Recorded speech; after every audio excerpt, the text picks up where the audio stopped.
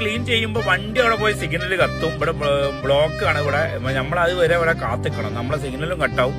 പിന്നെ നമസ്കാരം. കേരളത്തിലെ ചില സംഭവങ്ങളും രീതികളും ഒക്കെ കാണുമ്പോൾ ഇതിനെയൊക്കെ നിയമം മൂലം നിരോധിക്കാൻ വല്ല വഴിയുമുണ്ടോ എന്ന് നമ്മൾ അറിയാതെ ചിന്തിച്ചു പോകും. നമ്മൾ സഹികെടുന്ന ചില സംഭവങ്ങളുണ്ട്. ആരും ഇതിനെക്കുറിച്ചൊന്നും ചർച്ച ചെയ്യുന്നില്ല. അതിൽ പ്രധാനപ്പെട്ട ഒരു കാര്യമാണ് ഈ മെയിൻ റോഡുകളിലൊക്കെ നമുക്കറിയാം ട്രാഫിക് സിഗ്നലിൻ്റെ അടുത്തായിട്ട് ഈ അന്യ സംസ്ഥാനക്കാരായിട്ടുള്ള കുറച്ച് കുട്ടികളോ സ്ത്രീകളോ പുരുഷന്മാരോ ഒക്കെ വന്ന് കാറിൻ്റെ ഗ്ലാസ് ക്ലീൻ ചെയ്യുന്ന ഒരു പരിപാടി. സിഗ്നൽ റെഡ് ആകുന്ന സമയത്ത് ഇവർ ഓടി വരും. എന്നിട്ട് വന്ന് നമ്മൾ പറയുന്നതിന് മുമ്പ് നമ്മുടെ അനുവാദമില്ലാതെ ഇവരങ്ങ് ക്ലീൻ ചെയ്യാൻ തുടങ്ങുകയാണ്. അത് അലക്ഷ്യമായിട്ടാണ് ഇവരിത് ചെയ്യുന്നത്. അപ്പോൾ ഗ്ലാസ് ഒരു കാറൊക്കെ നമ്മൾ എങ്ങനെയാണ് കൊണ്ട് നടക്കുന്നതെന്ന് നമുക്കേ അറിയാവുള്ളൂ. ഇവർ അതിൽ ചിലപ്പോൾ മണലൊക്കെ പറ്റിയിട്ടുണ്ടായിരിക്കും, ഗ്ലാസ്സിൽ സ്ക്രാച്ചൊക്കെ വീഴും. പക്ഷേ നമ്മൾ എത്ര പറഞ്ഞാലും അവർ പിന്മാറില്ല. വേണം, അല്ലെങ്കിൽ നമ്മളെ ചീത്ത പറയുകയോ നമ്മളടുത്ത് മുഖം തിരിക്കുകയോ ശപിക്കുകയൊക്കെ ചെയ്യുന്നവരെ പ്രവണത അവർ കാണിക്കാറുണ്ട്. അങ്ങനെ ഒരു സംഭവം, അതിൻ്റെ ഒരു വേറൊരു വേർഷൻ, ഭയാനകമായിട്ടുള്ള ഒരു വേർഷനാണ് ഞാൻ കഴിഞ്ഞ ദിവസം കണ്ടത്. ഒരു മീഡിയയിലൂടെ കണ്ടതാണ്. ഒരു ആൾ ഇങ്ങനെ 20 രൂപ കൊടുക്കാൻ വിസമ്മതിച്ചതിനെ തുടർന്ന് ഒരു ഇരുമ്പ് കമ്പി കൊണ്ട് ഗ്ലാസ്സിൽ പോറി വിട്ടു, ഗ്ലാസ്സിൽ വരഞ്ഞു വീഴ്ത്തി. അപ്പോൾ ഇത് നിസ്സാരമെന്ന് നമുക്ക് തോന്നുമെങ്കിലും വലിയൊരു ശല്യമാണ് ഇതുമൂലം ഉണ്ടാകുന്നത്. ഇതിനൊക്കെ ഒരു നിരോധനം ഏർപ്പെടുത്താൻ ഇവിടെ യാതൊരു നിയമവും ഇല്ലേ? ഇതിനൊക്കെ എങ്ങനെ നേരിടാൻ പറ്റുമെന്ന് നമുക്കും അറിയുന്നില്ല. ഭിക്ഷാടനക്കാരെ കൊണ്ട് ഒരു വഴിക്കായിരിക്കുകയാണ്. നമ്മൾ ഈ ട്രാഫിക് സിഗ്നലിൻ്റെ ഒക്കെ അടുത്തൊക്കെ ആണെങ്കിലും നിർത്തുമ്പോൾ ഓരോരുത്തർ വന്ന് ഗ്ലാസ്സിൽ കൊട്ടി നമ്മൾ ഇല്ല എന്ന് പറഞ്ഞാൽ അവർ കേൾക്കില്ല. ഒരുപാട് പണമാണ് അവരിങ്ങനെ ഉണ്ടാക്കുന്നത്. നമ്മളെ അങ്ങ് ശല്യപ്പെടുത്തുകയാണ്. ഭിക്ഷാടനം ഒരു ശല്യമായി മാറുന്ന അവസ്ഥയുണ്ട്.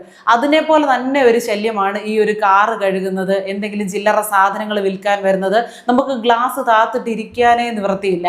ഗ്ലാസ് എങ്ങാനും താഴ്ത്തിയിട്ടുണ്ടെങ്കിൽ അതിനകത്തുകൂടി തലയിട്ട് അല്ലെങ്കിൽ കൈയിട്ട് ഇവർ പിടിച്ചേൽപ്പിക്കുകയാണെങ്കിൽ, അല്ലെങ്കിൽ നമ്മുടെ പക്കൽ നിന്ന് പിടിച്ചു വാങ്ങാനുള്ള ഒരു ശ്രമമൊക്കെയാണ് ഇവരുടെ ഭാഗത്ത് നിന്നുണ്ടാകുന്നത്. ആരാ പറഞ്ഞേ ക്ലീൻ ചെയ്യേ? ആരാ പറഞ്ഞേ വെറുതെ ക്ലീൻ ചെയ്യാനൊക്കെ മാറ്റത്, ഒഴിവാക്കത്. എത്രയും പെട്ടെന്ന് ഇതിനൊരു അറുതി വരുത്തണം. ഇതൊന്നും എന്തുകൊണ്ടൊരു വലിയ ചർച്ചയാകുന്നില്ല എന്നതാണ് എൻ്റെ ഒരു അത്ഭുതം. സർവീസ് സ്റ്റേഷനിൽ വണ്ടി ക്ലീൻ ചെയ്ത് ഇറക്കി വന്നപ്പോഴാണ് ഈ പയ്യൻ കൊണ്ട് ക്ലീൻ ചെയ്ത് തല താത്തിക്കണ. അവർ എന്ത് സോപ്പ് ഉപയോഗിച്ചാൽ നമ്മളെ ഗ്ലാസ് ക്ലീൻ ചെയ്ത് നമുക്ക് തന്നെ അറിയില്ല. ഒരാൾ കഴിഞ്ഞ ദിവസം സോഷ്യൽ മീഡിയയിൽ പോസ്റ്റ് ചെയ്ത ഒരു വീഡിയോ ആണ്. അയാൾ സർവീസ് സ്റ്റേഷനിൽ നിന്ന് വണ്ടി ക്ലീൻ ചെയ്ത് അങ്ങോട്ട് ഇറക്കിയതേ ഉള്ളൂ. അതിന് പിന്നാലെ വന്ന് ഇവരിങ്ങനെ ക്ലീൻ ചെയ്യാൻ തുടങ്ങുകയാണ്. വേണ്ട എന്ന് പറഞ്ഞിട്ടും ഇവരിങ്ങനെ ചെയ്തുകൊണ്ടേ ഇരിക്കുകയാണ്. സിഗ്നൽ ഗ്രീൻ ആയിട്ടും വണ്ടി എടുത്തുകൊണ്ട് പോകാനും നിവൃത്തിയില്ല. പൈസ കൊടുക്കാതെ ഇവർ വിടുകയില്ല. എന്തൊരു നിവൃത്തികേടാണ്. നമ്മൾ ആരെങ്കിലും എന്തെങ്കിലും പറഞ്ഞാൽ അവരെ കുറ്റപ്പെടുത്തുന്നു, അല്ലെങ്കിൽ നമുക്ക് എന്തോ ഉള്ളവരാണ്, ഇല്ലായ്മക്കാരെ നമ്മൾ തെറ്റു പറയുന്നു. ഒരു തൊഴിലിനെയും തെറ്റു പറയുന്നവരല്ല. എല്ലാ തൊഴിലിനും അതിൻ്റെതായിട്ടുള്ള മാഹാത്മ്യമൊക്കെ ഉള്ളത് തന്നെയാണ്, കഷ്ടപ്പാടുമുണ്ട്.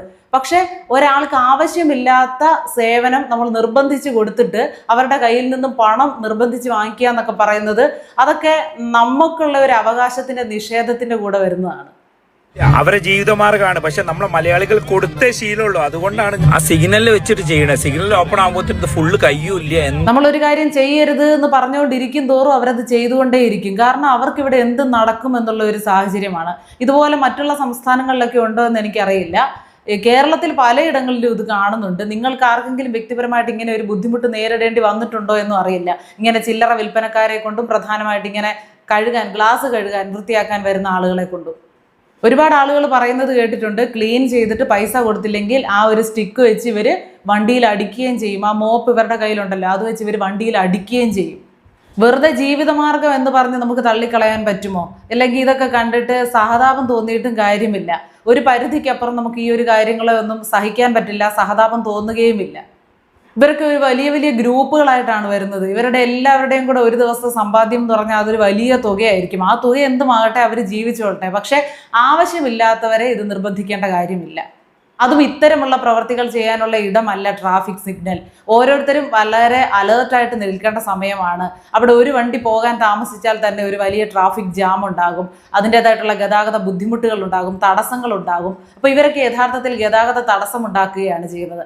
ആ ഒരു വകുപ്പെങ്കിലും ഇവർക്ക് മേൽ ചുമത്തി എന്തെങ്കിലും ഒരു നടപടി എടുക്കാൻ പോലീസിന് പോലും പറ്റില്ല എന്നാണ് സംശയം. ശരിയാണ്, നമുക്ക് കൊച്ചു കുട്ടികളെയൊക്കെ കാണുമ്പോൾ സഹതാപവും ബുദ്ധിമുട്ടും ഒക്കെ മനസ്സിന് തോന്നും. പക്ഷെ അതൊക്കെ ഇവർ മുതലെടുക്കുകയാണ് ചെയ്യുന്നത്. കൊച്ചു കുട്ടികളെയൊക്കെ മനഃപൂർവ്വം ഇവർ അയക്കുന്നതാണ്. ഇവരുടെ കൂടെ മുതിർന്നവരൊക്കെ ഉണ്ട്. എന്നാലും കൂട്ടത്തിൽ ചെറിയ കുട്ടികളുണ്ടെങ്കിൽ അവരെയൊക്കെയാണ് പരമാവധി ഇവരിതിന് വിടുന്നത്. കാരണം നമുക്കൊരു മനസ്സലിവ് തോന്നാൻ. ആ മനസ്സലിവ് ഇവർ ചൂഷണം ചെയ്യുകയാണ് ചെയ്യുന്നതെന്ന് നമ്മൾ മനസ്സിലാക്കണം. മനസ്സലിവൊക്കെ കാണിക്കേണ്ടടുത്ത് കാണിക്കേണ്ട അളവിൽ മാത്രം കാണിച്ചാൽ മതി. അതുപോലെ തന്നെ ഈ കൊച്ചു കുട്ടികളെയൊക്കെ ഉപയോഗിച്ച് ഇവരിതൊക്കെ ചെയ്യുന്നു. എല്ലാവരും ലഹരി വാങ്ങിച്ചു കൊടുക്കുന്നുണ്ട്. ഈ പിള്ളേർക്ക് ഈ ചവയ്ക്കുന്ന പാക്കുകളും ഒക്കെ ഉപയോഗിക്കുന്നുണ്ട് ഈ കൊച്ചു കുട്ടികളും. അതുങ്ങളെ കൊണ്ട് ജോലി ചെയ്യിപ്പിച്ചിട്ട് അതുങ്ങൾക്ക് ഇതൊക്കെയാണ് കൊടുക്കുന്നത്, വിദ്യാഭ്യാസവും നല്ല ആഹാരമൊന്നും കൊടുക്കാതെ. ഇതിനൊക്കെ ഈ കേരളത്തിലുള്ളപ്പോൾ നമ്മുടെ കേരളത്തിലുള്ള ആളുകളുടെ കൂടെ, അധികാരികളുടെ കൂടെ പരിധിയിൽ വരുന്നതല്ലേ ഇത്തരം സംഭവങ്ങൾ. അവരിതൊക്കെ ഒന്ന് കൃത്യമായിട്ട് നോക്കണ്ടേ? ഒരു അന്യസംസ്ഥാന തൊഴിലാളി കേരളത്തിൽ വന്ന് കൊല്ലപ്പെട്ടാൽ, മരണപ്പെട്ടാൽ അതിനൊരു ഉത്തരവാദിത്വം കേരളം പറയാറില്ലേ? പല സാഹചര്യങ്ങളിലും പറയേണ്ട രീതിയിൽ എന്ന് പറഞ്ഞ പോലെ തന്നെ ഇത്തരം കാര്യങ്ങളിലും കൂടി ഒരു ഉത്തരവാദിത്വം കാണിക്കണം സർക്കാർ. ജനങ്ങളെ നേരിട്ട് ബാധിക്കുന്ന പ്രശ്നങ്ങളാണ്, ശല്യങ്ങളാണ് ഇതൊക്കെ. ഒരുപാട് ഓടിയിട്ട് വരുന്ന വണ്ടി, റോഡിലൊക്കെ ഓടി വരുന്ന വണ്ടിയാണ്. വണ്ടിയുടെ ഗ്ലാസ്സിലൊക്കെ എപ്പോഴും പൊടിയോ മണലോ ഒക്കെ പറ്റി പിടിച്ചിരിപ്പുണ്ടായിരിക്കും. പെട്ടെന്ന് ഇവർ ഗ്ലാസ് അമർത്തി അങ്ങ് തുടയ്ക്കുന്ന സമയത്ത് ആ ഗ്ലാസ്സിൽ സ്ക്രാച്ച് വീഴും. അതൊക്കെ എത്ര കാലം എടുത്താലും പോകില്ല, പിന്നെ ഗ്ലാസ് തന്നെ മാറ്റേണ്ടി വരും. അപ്പോൾ അതൊന്നും ഇവർക്ക് അറിയുകയില്ല, ഇവർക്ക് അതിനെക്കുറിച്ച് ധാരണയില്ല. ഇവരുടെ ജോലി അങ്ങ് ചെയ്തുകൊണ്ടിരിക്കുകയാണ്, നമ്മളെ ബുദ്ധിമുട്ടിച്ചുകൊണ്ടിരിക്കുകയാണ്. കടുത്ത ചൂടിലൊക്കെ ഈ ഗ്ലാസ് നല്ലപോലെ പഴുത്തിരിക്കുന്ന സമയത്ത് പെട്ടെന്ന് വെള്ളം ഒഴിച്ചാലും അതിനകത്ത് ഒരു അപകടമുണ്ട്, ഗ്ലാസ്സിന് വിള്ളലുകൾ ഉണ്ടാകാനൊക്കെ സാധ്യതയുണ്ട്. പിന്നെ ഇവർ പെട്ടെന്ന് ഇങ്ങനെ സോപ്പ് ഇട്ടുകൊണ്ടിരിക്കുന്നതിൻ്റെ ഇടയ്ക്ക് സിഗ്നൽ ഓൺ ആയാൽ നമ്മൾ പെട്ടെന്ന് വണ്ടി മുന്നോട്ട് എടുക്കാൻ ശ്രമിക്കും. ഫ്രണ്ട് നമുക്ക് നന്നായിട്ട് കാണാൻ സാധിക്കില്ല, ഇവർ വിടുകയില്ല, ഇവരതുകൊണ്ട് അടിക്കുകയൊക്കെ ചെയ്യും.